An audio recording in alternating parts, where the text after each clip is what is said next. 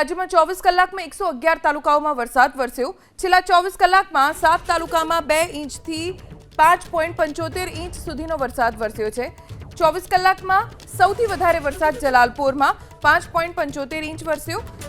નવસારીમાં 4.8 ઇંચ વરસાદ પડ્યો। પારડીમાં 3.82 ઇંચ, પલસાણામાં 3.07 ઇંચ વરસાદ વરસ્યો છે। 24 કલાકમાં ચીખલીમાં 2.48 ઇંચ, મહુવામાં 2.17 ઇંચ, નાના પોંઢામાં 1.97 ઇંચ, કપરાડામાં 1.85 ઇંચ વરસાદ વરસ્યો। આ તરફ બારડોલીમાં 1.73 ઇંચ, સુરત શહેરમાં 1.73 ઇંચ વરસાદ પડ્યો। ગણદેવીમાં પણ 101.65 ઇંચ વરસાદ, ઉમરપાડામાં 1.54 ઇંચ વરસાદ પડ્યો। 24 કલાકમાં વાલોડમાં 1.5 ઇંચ, ઉમરગામમાં 1.42 ઇંચ અને વાપીમાં 1.38 ઇંચ વરસાદ વરસ્યો છે। નવસારીથી સમાચાર પ્રાપ્ત થઈ રહ્યા છે। શહેર અને જિલ્લામાં ધોધમાર વરસાદ પડ્યો। 2 કલાકમાં જલાલપોરમાં 2.36 ઇંચ વરસાદ પડ્યો છે। નવસારીમાં 2.13 ઇંચ વરસાદ, ગણદેવીમાં 1.61 ઇંચ વરસાદ પડ્યો છે। નવસારીમાં પાણી ભરાઈ ગયા છે। શાંતાદેવી રોડ ઉપર ઘૂંટણસમાં પાણી ભરાયા, રસ્તા પાણીમાં ગરકાવ થઈ ગયા, દુકાનોમાં પણ પાણી ઘૂસી ગયા છે, સોસાયટી પાણી થઈ ગઈ છે। જનજીવન આજે અઠવાડિયાના પહેલા જ દિવસ સોમવારે પ્રભાવિત થયું છે। 2 કલાકમાં નવસારીના અલગ અલગ વિસ્તારોમાં ધોધમાર વરસાદ પડ્યો છે। નવસારી શહેર અને જિલ્લામાં વરસાદનું જોર વધુ જોવા મળી રહ્યું છે। હવામાન વિભાગ અને હવામાન આગાહીકારે પણ આ આગાહી કરી હતી, એ જ મુજબનો અત્યારે વરસાદ પડી રહ્યો છે। છેલ્લા 2 કલાકમાં જલાલપોરમાં 2.36 ઇંચ, નવસારીમાં 2.13 ઇંચ, ગણદેવીમાં 1.61 ઇંચ વરસાદ પડ્યો છે, જેના કારણે જો રસ્તા જળમગ્ન થઈ ગયા છે। સવારના સમયે નોકરી ધંધા, શાળાએ જતા લોકો, કોલેજે જતા લોકો, તેમને મુશ્કેલીનો સામનો કરવો પડ્યો, કેમ કે એક તો વરસાદ એટલો બધો ધોધમાર વરસી રહ્યો છે, ઉપરથી રસ્તા પણ જળમગ્ન થઈ ગયા છે, જેના કારણે સ્થાનિકોને મુશ્કેલીનો સામનો કરવાનો વારો આવ્યો।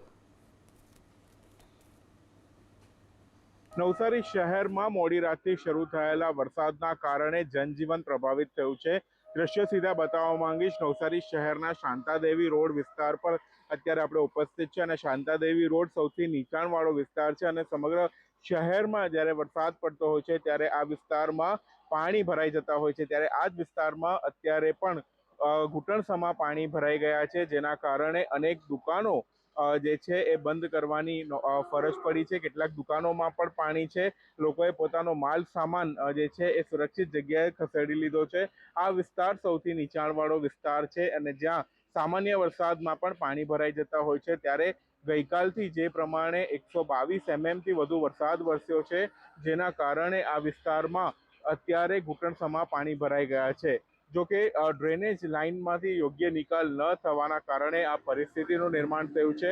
કેટલાક વાહન ચાલકો પોતાનું વાહન આ પાણીમાં લઈ જવા માટે મજબૂર બન્યા છે, કેટલાક વાહનો પણ બંધ થઈ ગયા છે, તો બીજી તરફ પશુઓની પણ આ જ વિસ્તારમાં દયનીય હાલત જોવા મળી રહી છે। કેટલાક પશુઓ અહીંયા આપણે દ્રશ્યોમાં દેખાય છે કે કેટલાક પશુઓ પણ અત્યારે આ જ વિસ્તારમાં રખડી રહ્યા છે અને લોકો આ ઘૂંટણસમાં પાણીમાં પોતાની નોકરીએ જવા માટે અત્યારે મજબૂર બન્યા છે। જે પ્રમાણે દ્રશ્યો દેખાય છે, અનેક વાહન ચાલકો આ પાણીમાં પણ પોતાનું વાહન લઈ અને પોતાના જે નીચાણવાળા વિસ્તારો છે, જ્યાં અહીંયા ડાયમંડ ફેક્ટરીઓ આવેલી છે, ત્યાં પહોંચવા માટે મજબૂર બન્યા છે। ત્યારે નવસારી જિલ્લાનું વહીવટીતંત્ર પાણીનો નિકાલ કેવી રીતે થાય એમાં કામે લાગ્યું છે। સિદ્ધેશ જોશી, ABP નવસારી। નવસારી શહેરમાં પડેલા વરસાદના કારણે શહેરના શાંતાદેવી રોડ વિસ્તારની હાલત સૌથી ખરાબ જોવા મળી રહી છે। અત્યારે આપણે શાંતાદેવી રોડ ઉપર ઉપસ્થિત છે, વંદે માતરમ ચોક, ત્યાં દ્રશ્યોમાં જે પ્રમાણે દેખાય છે એ પ્રમાણે માત્ર ચારે બાજુ પાણી જ પાણી, વરસાદી પાણી ભરાઈ ગયા છે। ડ્રેનેજ લાઇન ચોકઅપ થઈ જવાના કારણે આ પરિસ્થિતિનું નિર્માણ થયું છે। જે પ્રમાણે વરસાદ વરસી રહ્યો છે અને કારણે જે ડ્રેનેજની લાઇનમાંથી પાણી જવું જોઈએ એનો યોગ્ય નિકાલ થતો નથી, એના કારણે આ વિસ્તારના લોકો એ હાલાકી વેઠવાનો વારો આવ્યો છે। અત્યારે પણ આપણે ઘૂંટણસમાં પાણીમાં ઉપસ્થિત છે અને આપણે આગળ જઈને ઘણીક સોસાયટીઓમાં પણ દ્રશ્યો બતાવવાના પ્રયાસ કરીશું। આ ગાંધીનગર સોસાયટીના રહીશો છે, ત્યાં પણ અત્યારે પાણી ભરાઈ ગયા છે। આ જ વિસ્તારમાં જ્યારે અઠવાડિયા પહેલા પૂર આવ્યું હતું ત્યારે પણ આ વિસ્તાર સૌથી વધારે પ્રભાવિત થયો હતો અને અત્યારે પણ આ વિસ્તારમાં પાણી ભરાઈ જવાના કારણે અનેક લોકોએ હાલાકી વેઠવાનો વારો આવ્યો છે। નાના બાળકો હોય, વિદ્યાર્થીઓ હોય કે પછી કોઈ પણ જે નોકરિયાત જતા લોકો હોય એ લોકો અત્યારે પોતાના ઘરમાં જ અટકી ગયા છે. અત્યારે પણ આ દ્રશ્યોમાં દેખાય છે એ પ્રમાણે સાયકલ ડૂબી ગઈ એટલા અત્યારે પણ પાણી છે.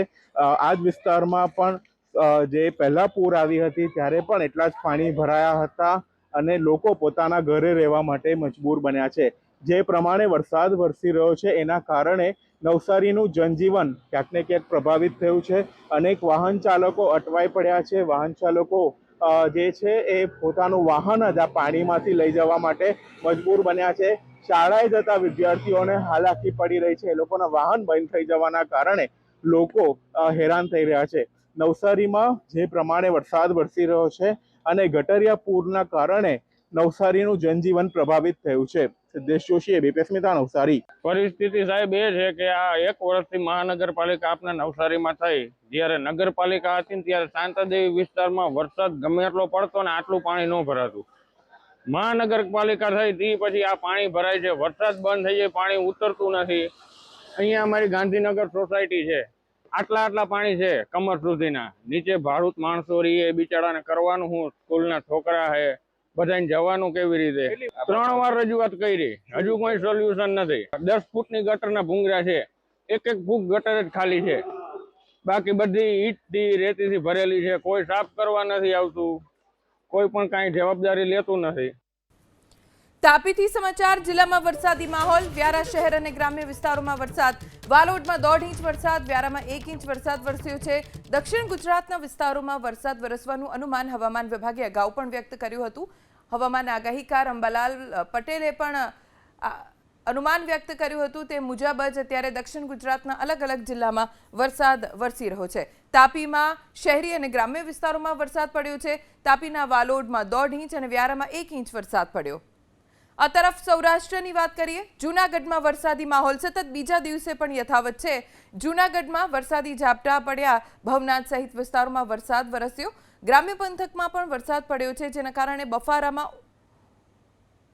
ઓછો થઈ ગયો છે બફારો, અને સાથે ખેડૂતો પણ ખુશ છે કેમ કે સારો વરસાદ વરસી રહ્યો છે. શહેરી વિસ્તારમાં વરસાદ ગ્રામ્ય વિસ્તારના તફાવતમાં ઓછો છે, જેથી અત્યારે શહેરી વિસ્તારમાં સારો વરસાદ વરસવાના કારણે વાતાવરણમાં ઠંડક પ્રસરી ગઈ છે. રાજકોટના ધોરાજીમાં પણ વરસાદી માહોલ છે. ધોરાજી શહેરમાં સવારથી ઝરમર વરસાદ ચાલુ છે. ધોરાજીના ગ્રામ્ય વિસ્તારોમાં વાદળછાયું વાતાવરણ છે. કેટલાક નીચાણવાળા રસ્તા ઉપર પાણી ભરાવાની શરૂઆત થઈ છે, પણ શહેરી વિસ્તારમાં સવારથી વરસાદી માહોલ હોવાના કારણે વાતાવરણ ઠંડુ થઈ ગયું છે. શીતળમય પવન ફૂંકાઈ રહ્યો છે.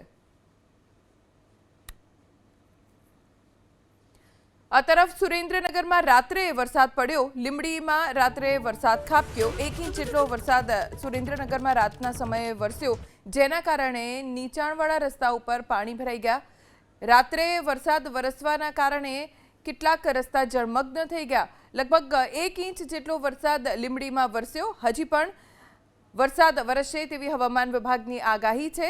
હવે વરસાદનો બીજો રાઉન્ડ શરૂ થશે 22 તારીખ પછીથી, તેવું અનુમાન અગાઉ વ્યક્ત કરવામાં આવ્યું હતું, અને એ મુજબનો અત્યારે વરસાદ સૌરાષ્ટ્ર અને દક્ષિણ ગુજરાતના કેટલાક વિસ્તારોમાં વરસી રહ્યો છે.